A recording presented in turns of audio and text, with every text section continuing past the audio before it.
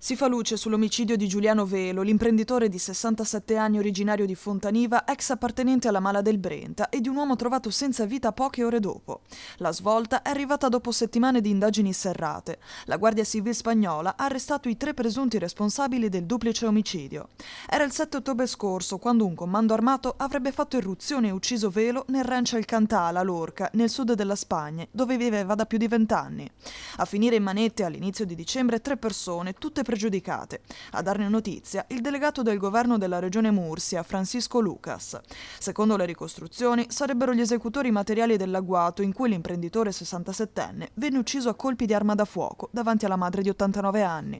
Nel corso delle perquisizioni sono state sequestrate armi, munizioni e materiale ritenuto compatibile con i fatti. Nelle indagini sono state arrestate anche altre 2 persone per possesso illegale di armi. Poche ore dopo l'omicidio di Velo, a pochi chilometri di distanza, era stato trovato morto in un'auto anche un altro uomo di origine marocchina, con precedenti per narcotraffico. Per gli inquirenti, i 2 delitti sarebbero collegati.